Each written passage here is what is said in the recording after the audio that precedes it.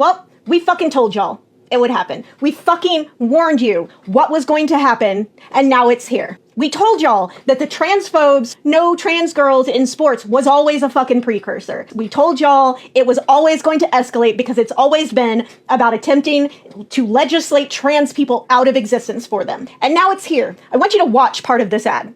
Just watch what they're demanding now. We see you, NCAA. We see you.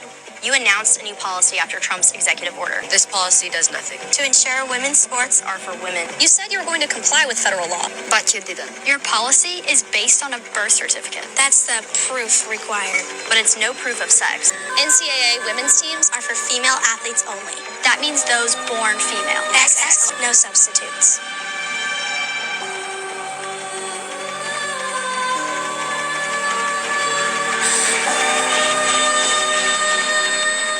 See, they got their president, they got their executive order saying that there couldn't be trans girls in sports, they got the NCAA to put out a statement saying they would check the birth certificates of any girl that was competing, and that wasn't enough.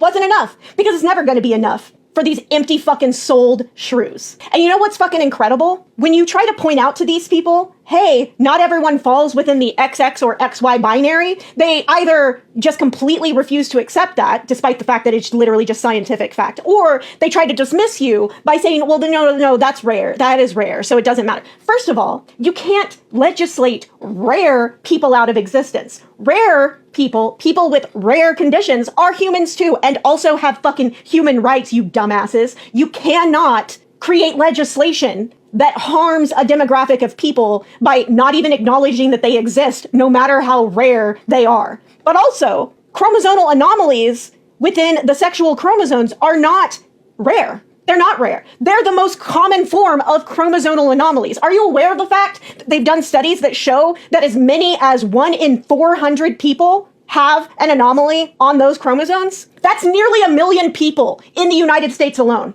And a huge percentage of those people aren't even aware that they have an anomaly because it doesn't impact their life in any way. So because most of us do not undergo chromosome testing, they're not even going to know that they have that anomaly until, if you guys get your way, they're forced to undergo medical testing. So we're now going to have situations where girls that excel at sports have worked incredibly hard to excel in a sport, earn a fucking scholarship to college. And then what?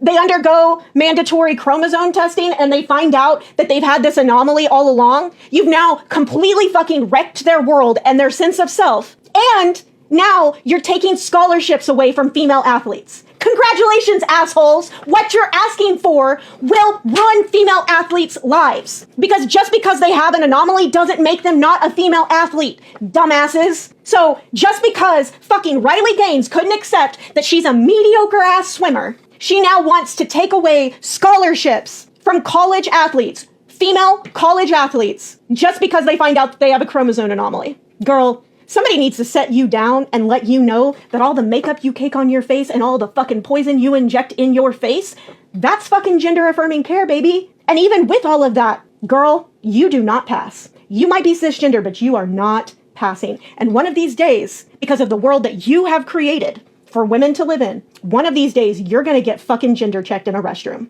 And I don't want you coming and crying to us when it happens. Because baby, it's coming. That jawline, that is too fucking masculine for you to never, ever have someone doubt your gender. I'm telling you that as one cisgender woman to another, you don't pass. No matter how many fucking gender-affirming medical interventions you subject yourself to, you still won't pass, and you'll always be a mediocre-ass swimmer. So I would suggest you get yourself into fucking therapy, and you figure out how to fucking heal the fundamental hole that is inside of you where your soul should be, and stop making it other women's problem. And by women, by other women, I mean both cisgender women like us and transgender women, because trans women are women.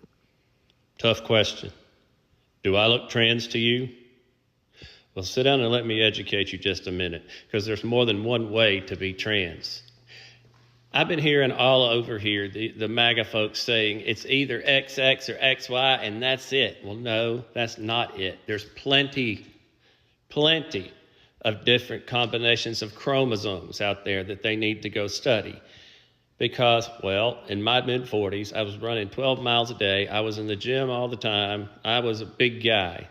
And then I got so sick. I lost my hearing. I couldn't talk. I started having all these autoimmune issues, and they found out, I had an extra chromosome. And it started waking up. And it literally, at that point, there's 4 times in your life they can wake up, and one was mid-40s. It began to crash and take away all my male hormones. My testosterone was 3, and my estrogen and progesterone were through the ceiling. So they told me how much easier my life would be if I would just allow the female hormones to take over and move into that life. Because I'm married to a man who loves other men, and because I had been a single father to 2 children all my life who know me as dad, I wasn't going to do that. So now I take male hormone replacements. Essentially, either way you look at it, I am trans because I am taking hormones to make my body present a certain way. Now, which bathroom do you want me in? Educate yourselves, and most of all, educate those people